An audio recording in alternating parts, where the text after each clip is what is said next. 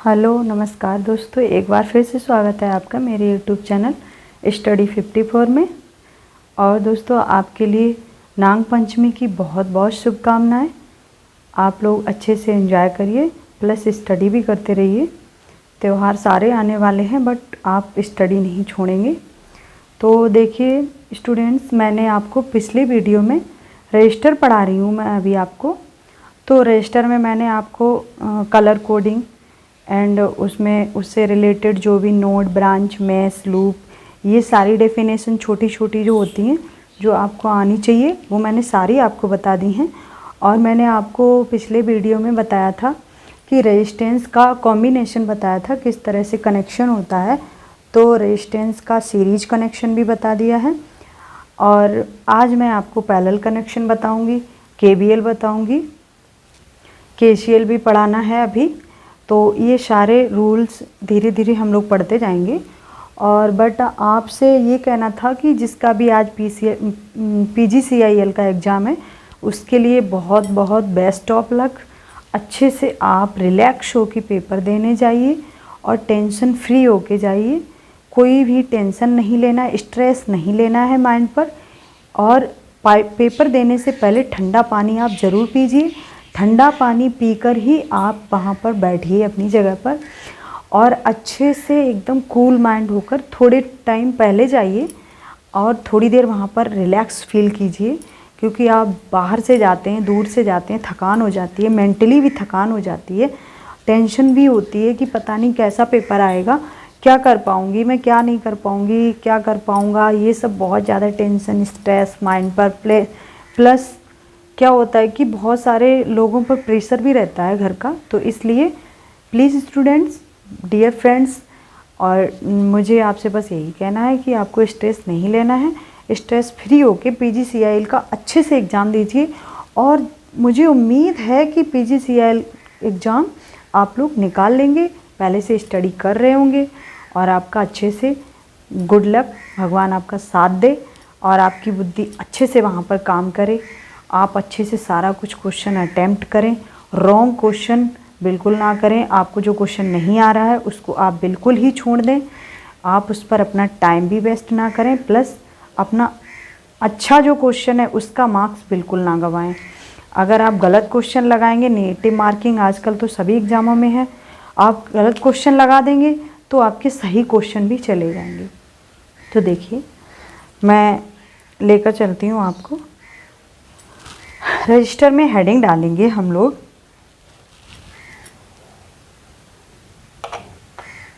Parallel, थोड़ा ऊपर से लिखेंगे,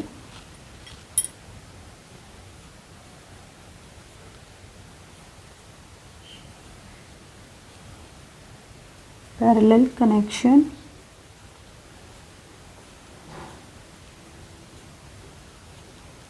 ऑफ रजिस्टर। क्या हेडिंग डालेंगे? Parallel connection of register. Okay, देखिए हम लोग फिगर बनाएंगे। हम लोग फिगर क्या बनाएंगे? देखिए, फिगर हमको बनाना है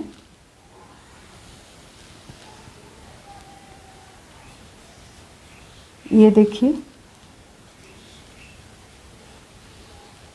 मैंने 3 रजिस्टर लिया है।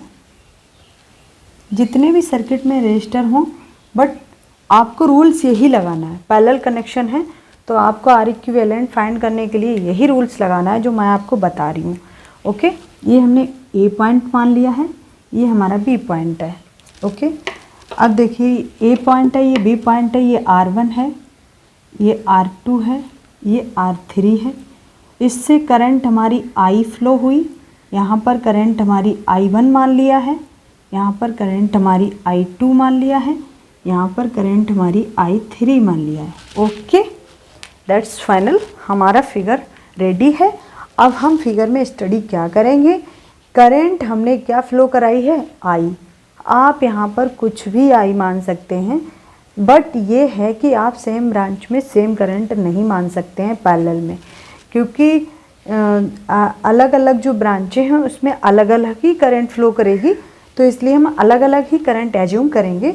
इसलिए हमने I1, I2, I3 करंट हमने मानी है और यहाँ पर हमने I मान लिया है।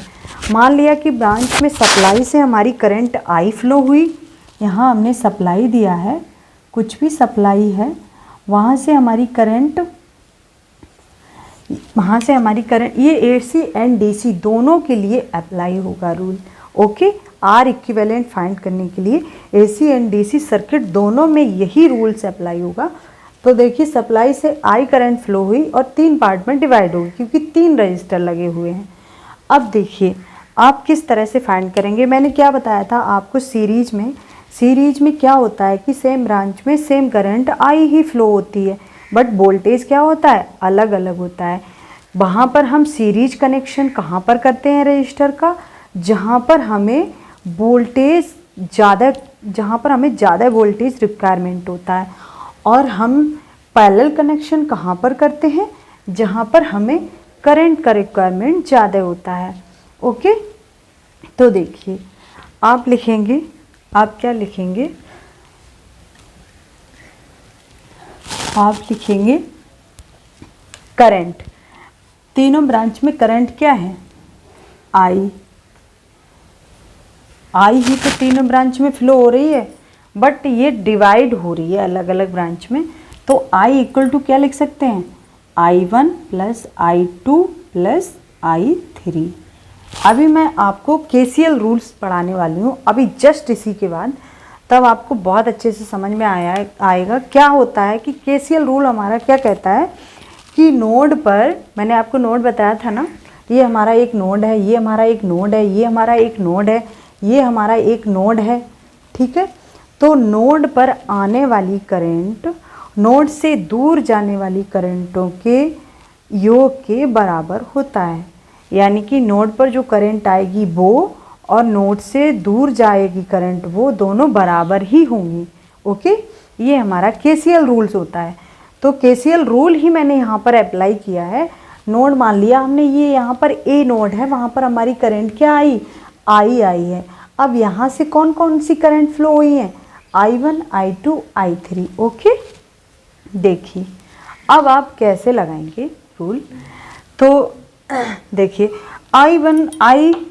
I को क्या लिख सकते हैं, टोटल जो हमारा वोल्टेज यहाँ से अप्लाई होगा B। ओके, B होगा, इसके अक्रॉस ब्रांच में B वोल्टेज है तो इसके भी अक्रॉस B ही होगा।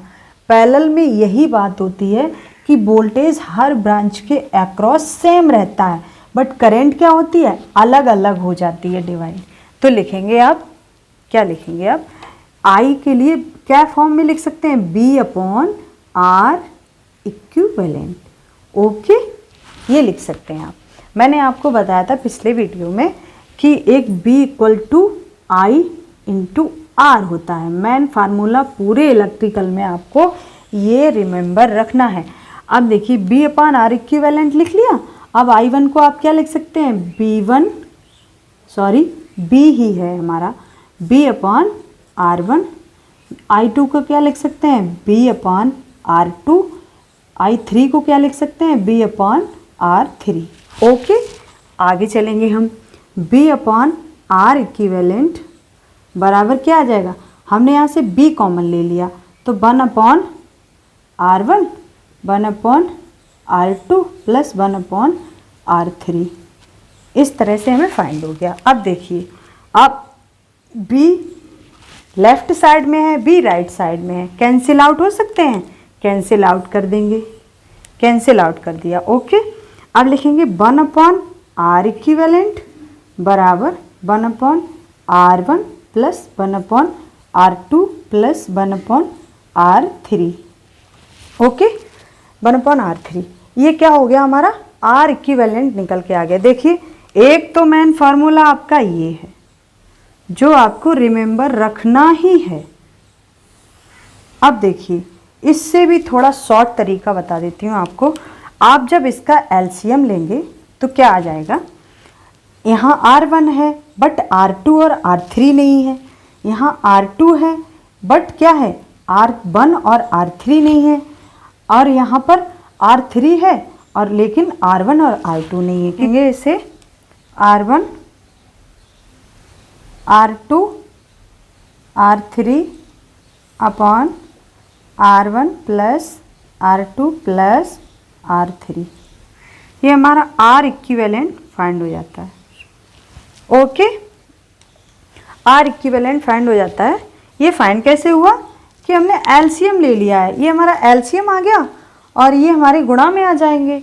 तो वैसे ये नीचे आएगा, ये ऊपर आएगा। जब R इक्विवेलेंट, ये 1/R इक्विवेलेंट, तो ये नीचे आएगा, ये ऊपर आएगा। लेकिन जब R इक्विवेलेंट फाइंड करेंगे तो ये अपोजिट हो जाएगा। तो ये हमारा एक मेन फार्मूला ये है। तो हमें ये दो फार्मूले फाइंड हुए हैं। ओके, तो आप वो वाला फिगर बनाएंगे उधर जो मैंने बना दिया है। उसके बाद फिगर बनाने के बाद आप ये डेरिवेशन लिखेंगे। इसके बाद मैं आपको आगे बता रही हूँ। देखिए क्या होता है कि पैरेलल कनेक्शन करते क्यों हैं।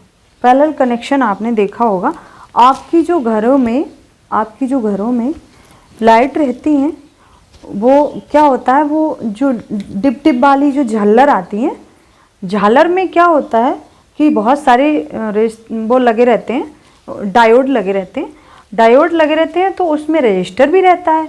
रजिस्टर क्या है, अगर बगैर रजिस्टर के डायोड तो बनना संभव ही नहीं है। तो उसमें रजिस्टर्स भी लगे रहते हैं। तो रजिस्टर जो झल्लर है हमारी, वो क्या है, वो एक पैरेलल कनेक्शन है। ठीक है, अब देखिए आगे मुझे आपको बताना है, यहीं पे क्या बताना है, केसीएल रूल्स, यानी कि किरचॉफ करंट लॉ।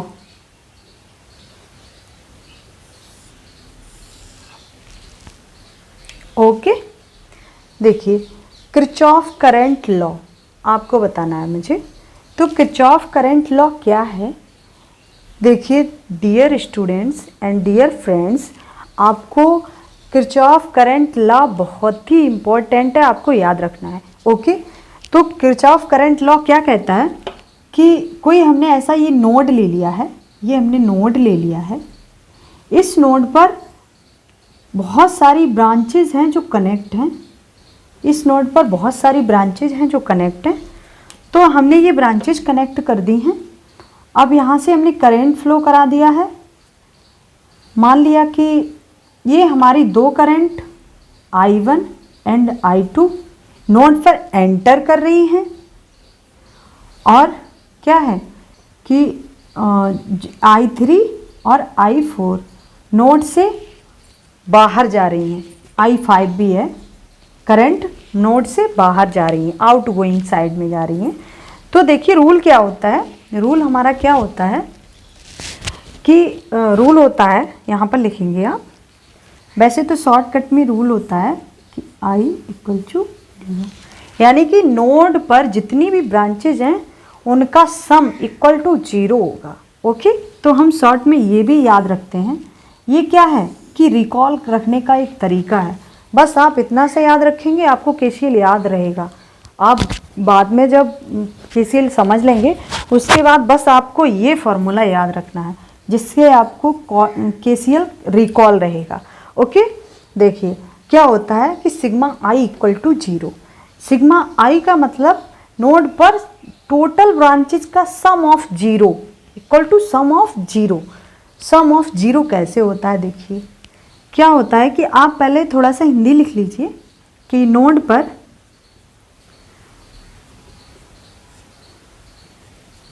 आने वाली धाराओं का सम नोड से दूर जाने वाली धाराओं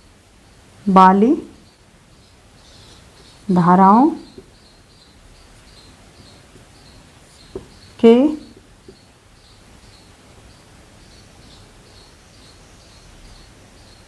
सम के क्या होता है, बराबर होता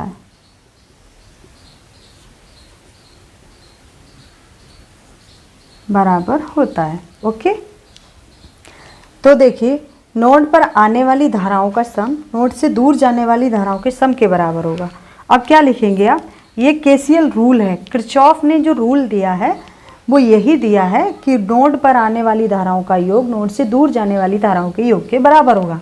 अब लिखेंगे आप I1 प्लस I2 बराबर, ये क्या है, नोड पर आने वाली धाराएं हैं। अब दूर जाने वाली धाराएं कौन कौन सी हैं, I3 plus I4 plus I5।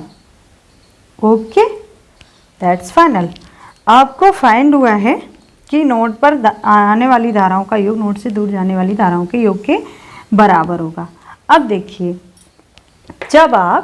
जब आप किसी नोड पर केसीएल अप्लाई करेंगे, मान लिया हमने ये एक सर्किट बनाया है,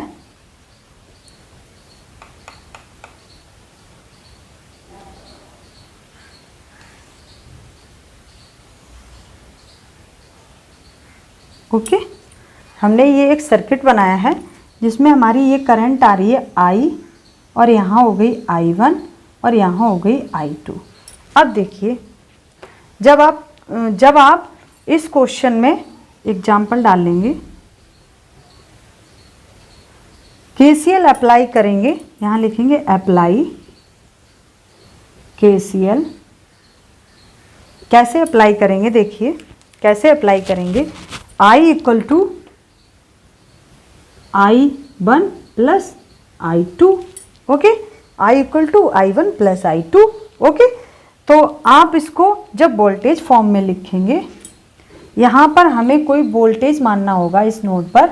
मान लिया कि V1 है, तो वो किरचॉफ वोल्टेज लॉ वहाँ पर अप्लाई होगा, तब हम इस करंट की वैल्यू को लिखेंगे।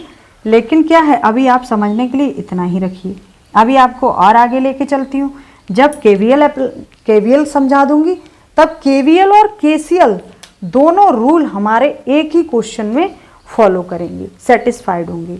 मतलब एक ही क्वेश्चन में हम केवीएल भी अप्लाई करेंगे, केसीएल भी अप्लाई करेंगे। क्यों करेंगे, क्योंकि हम नोड पर वोल्टेज मानेंगे तो हम इसके अक्रॉस वोल्टेज फाइंड करेंगे और केसीएल से करंट फाइंड करेंगे। तो दोनों रूल्स एक ही सर्किट में अप्लाई करनी भी पड़ सकते हैं और नहीं भी करनी पड़ सकते हैं। ये क्वेश्चन के ऊपर डिपेंड करता है कि हमसे वो क्वेश्चन में पूछ क्या रहा है। क्वेश्चन में अगर हमसे वोल्टेज पूछ रहा है तो हमें केवीएल अप्लाई करना है, अगर वो हमसे करंट पूछ रहा है तो हमें सिर्फ केसीएल अप्लाई करना है। ऐसा भी हो सकता है कि करंट निकालने के लिए केवीएल भी अप्लाई करना पड़ जाए, क्योंकि केवीएल अप्लाई नहीं करेंगे, अगर हमें किसी ब्रांच में वोल्टेज नहीं पता होगा तो हम करंट कैसे निकाल लेंगे, ये भी हो सकता है। तो कुछ भी हो सकता है, क्वेश्चन में कुछ भी पूछ सकता है, कैसे भी पूछ सकता है, बट आप हर सिचुएशन के लिए रेडी रहिए, क्योंकि मैंने आपके लिए, देखिए स्क्रीनशॉट लीजिए इसका, फिर आगे अब नेक्स्ट वीडियो में आपके लिए पढ़ाती हूँ। तब तक के लिए इतना ही, ओके।